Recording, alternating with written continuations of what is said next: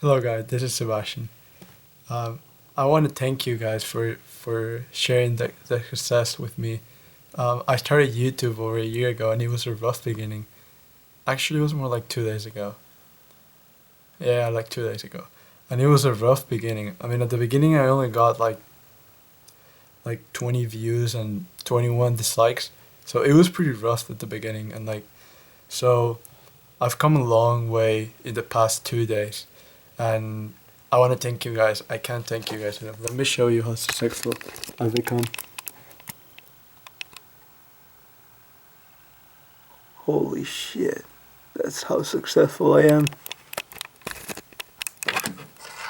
So yeah, thank you guys.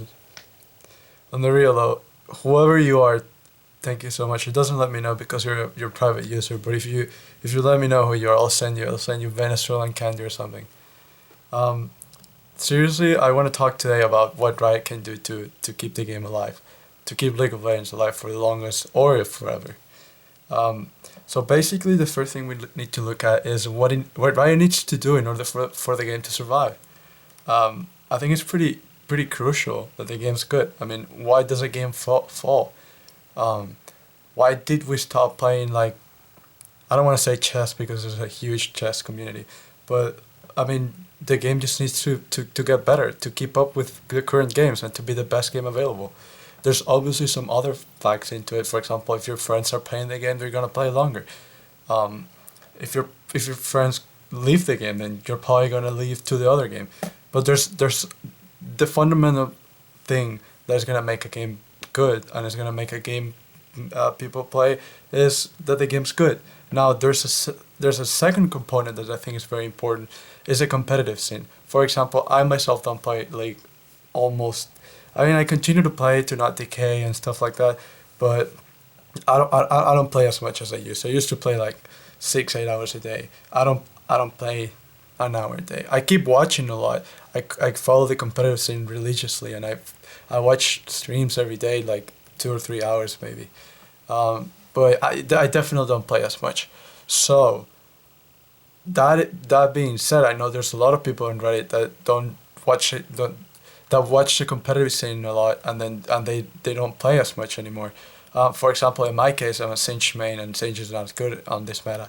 So maybe if the meta changes, I'll play. But so what I'm trying to say here is that there's a lot more aspects, and the competitive scene is a very important aspect of it.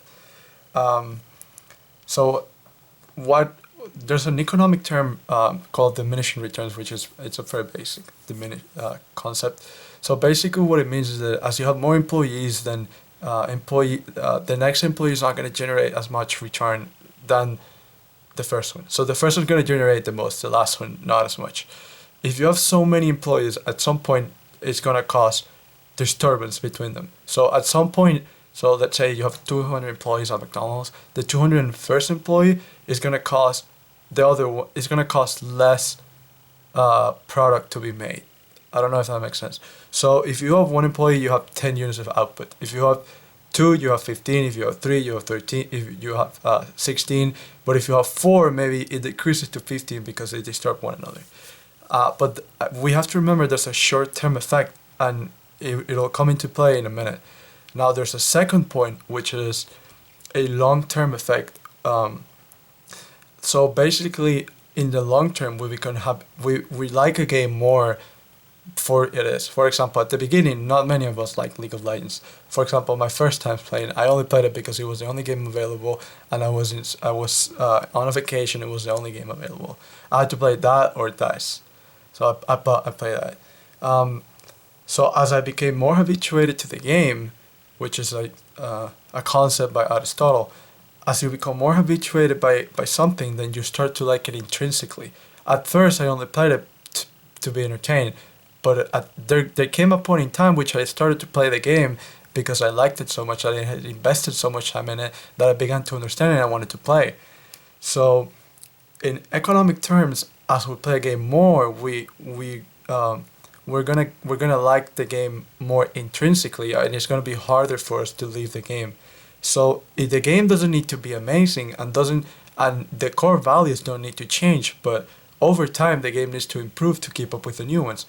Um, so what I'm trying to say is that in the short term, when you play an hour, the first hour is going to produce the most satisfaction. The second hour, not as much. Obviously, there are more factors into play, such as if you play with friends the second hour, then maybe it's going to produce more happiness. If you get a pentakill in the third hour, maybe it's going to produce more happiness. But you should expect the first hour to produce the most happiness and the second hour to not produce as much.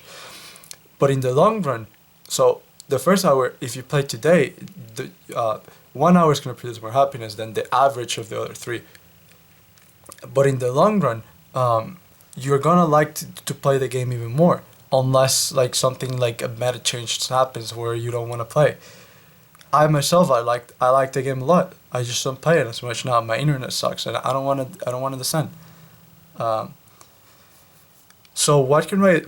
How does that relate to how Riot can do what can do to improve to keep the game alive? They've said multiple times that they wanna improve the player experience and they wanna show.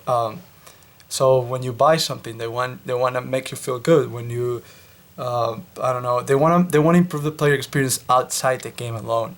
But I think it's very important that we understand how important the competitive scene is and how important the game itself is. I myself, I mean, I don't know how many of you agree with this, but I can care less if I mean, if the game's like it has a shit PayPal system and you don't pay. I mean that doesn't matter to me. I'm gonna play the game because it's a good game, not because of all the other things. Something else that I think Riot is a good company, but it's implementing the system by is that when you make changes to the game, people are not initially gonna like them. There's a lot more people that are gonna dislike the change than the people are gonna like it. I mean, in general, just assume in general. For example, so when Riot does so many changes in such a little span amount of time, I think they're deviating themselves from.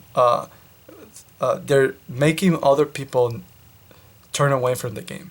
The general idea where Riot is taking the game, I think it's a good idea, making the games more intense, like in preseason 6, making the games more intense, more objectives where you can go, having more combat potential. All that stuff is good, but don't make the game so unbalanced as to not even for a short amount of time as to some people just become frustrated by the game. Um, because you don't want to hurt the short term potential that can potentially become into long term users. And the competitive scene is also a huge factor into how the game can survive. And I think Riot's doing a poor job in not increasing the $1 million prize for Worlds. They've said that they've given numerous reports saying that they don't want to they don't want to make people who invest in the game, so like sponsors, teams, create a false expectancy, whereas the price is going to be $5 million, how it is in Dota, I think, and they don't want to create the expectancy that it's going to be $5 million for every year, because maybe one year is not as successful.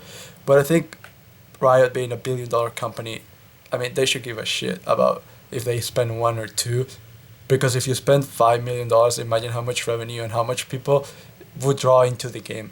I mean, just people like ESPN broadcasting the game. I think that generates huge amounts for the game. And in order for the game to survive, the competitive scene has to survive. The competitive scene is more important than the player base. If the competitive scene dies, the game will die. That's what happened to StarCraft, and that's what happened to any other esports that has fallen off. Um, Dota, it's kind of included in that too.